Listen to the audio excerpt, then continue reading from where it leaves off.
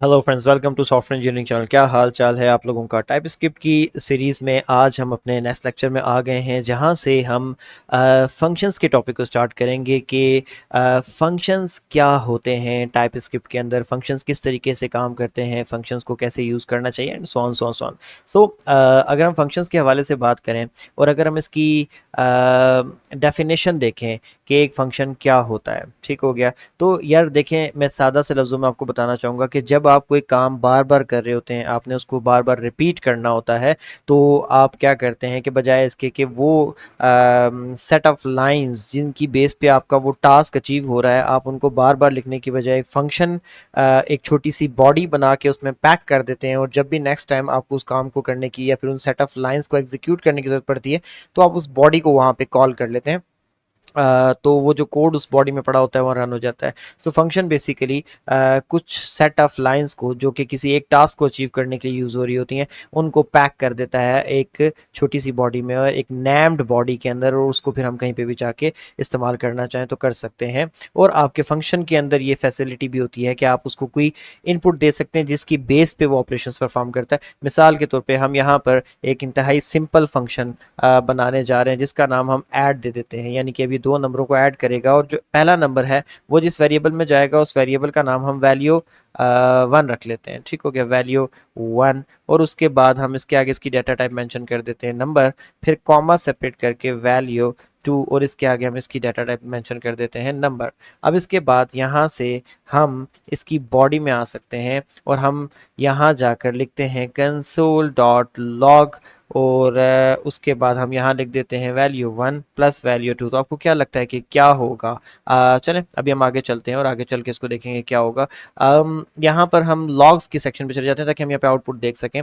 अच्छा, ये हमने कर लिया। अब इसके बाद हम क्या करते हैं कि इस फंक्शन को कॉल करते हैं। तो इस फंक्शन को कॉल करने का तरीका क्या है कि यहाँ नीचे जाकर हम ऐड को बुलाएंगे और ऐड को बोलेंगे कि आप पहली वैल्यू ले लो 5 और दूसरी वैल्यू ले लो 6, ठीक है। अब हम इसको ऐसे करके यहाँ से रन का बटन दबाते हैं, तो देखिए स्क्रीन के ऊपर क्या लिखा हुआ आ रहा है, 11। क्यों?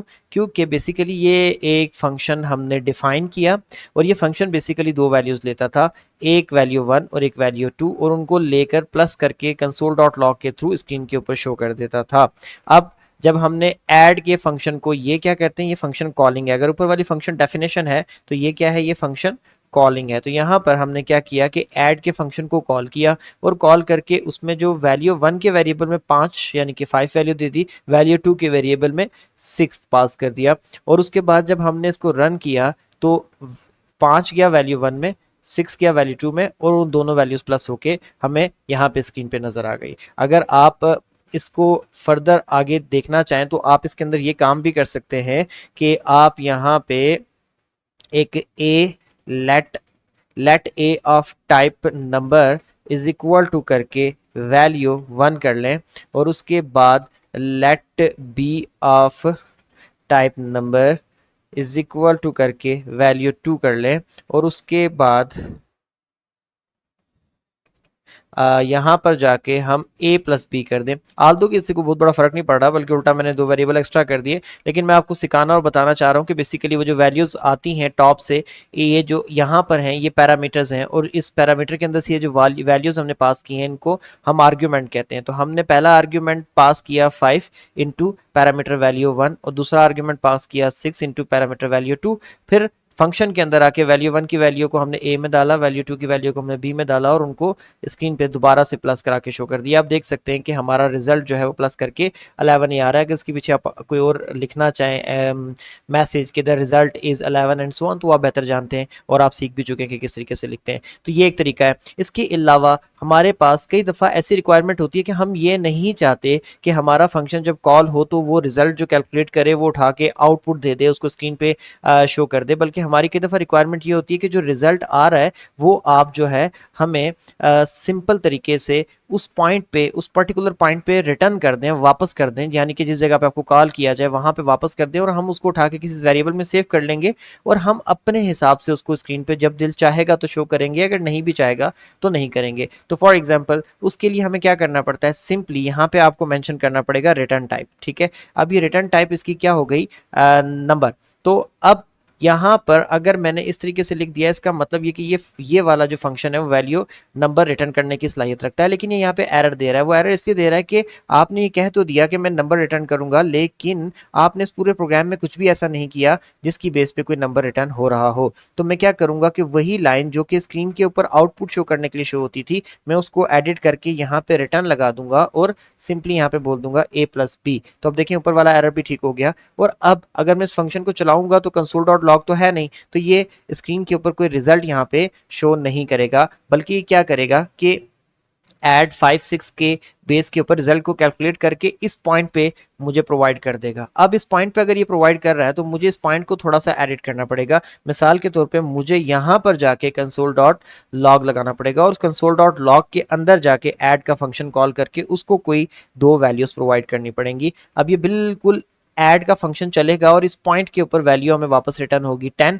और वो 10 जो है कंसोल डॉट लॉग के अंदर आ जाएगा और स्क्रीन पे शो हो जाएगा। ये देख सकते हैं आप इस तरीके से।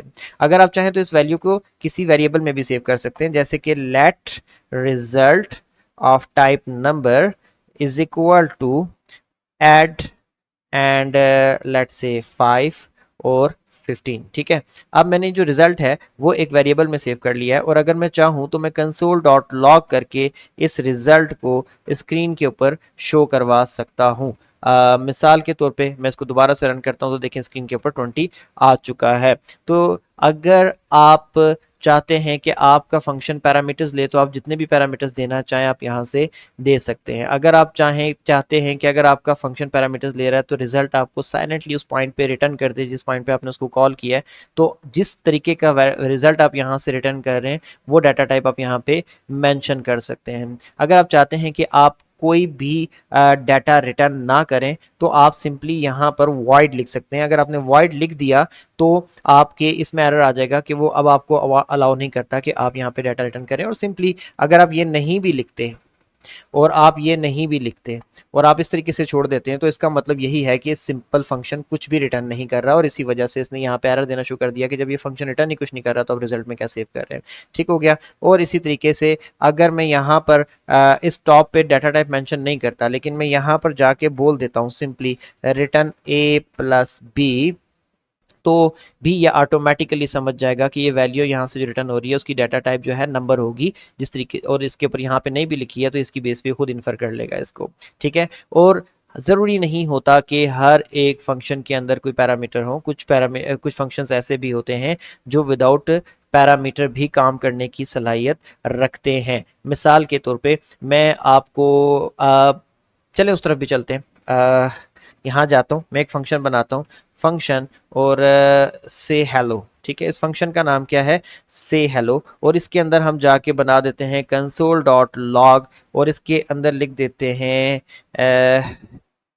हेलो फ्रॉम हमाद मकबूल। ठीक है, अब मैं यहाँ पे आपको अपनी तरफ से हेलो बोल देता हूँ, और अब उसके बाद हम यहाँ से नीचे जाते हैं और उसके बाद यहाँ पर मैं से हेलो के फंक्शन को सिंपली कॉल कर देता हूँ। आप देख सकते हैं कि ना ही ये फंक्शन जो है कोई ले रहा है पैरामीटर, ना ही ये कोई वैल्यू रिटर्न कर रहा है, और ये सिंपली जब भी चलेगा तो इसके अंदर जो लिखी हुई लाइन है वो स्क्रीन पे शो आ जाएगी, देखिए हेलो फ्रॉम हमाद मकबूल। तो आप इस तरीके के फंक्शन भी बना सकते हैं। अब मैं दोबारा से अपने सुपर वाले फंक्शन पे चला जाऊं, और इसके अंदर मैं आपको एक एक्स्ट्रा चीज़ बताना चाहूँगा कि आपके पास ना एक ऑप्शन ये भी होता है जिसको हम ऑप्शनल पैरामीटर कहते हैं। ठीक हो गया, मिसाल के तौर पे मैं क्या करता हूँ कि हम इनको मिटा देते हैं और एक नया फंक्शन बनाते हैं ताकि आपको उसके थ्रू चीज़ें बेहतर तरीके से समझ आ सकें। मैंने एक फंक्शन बनाया जिसका नाम मैं कर देता हूँ से मैसेज।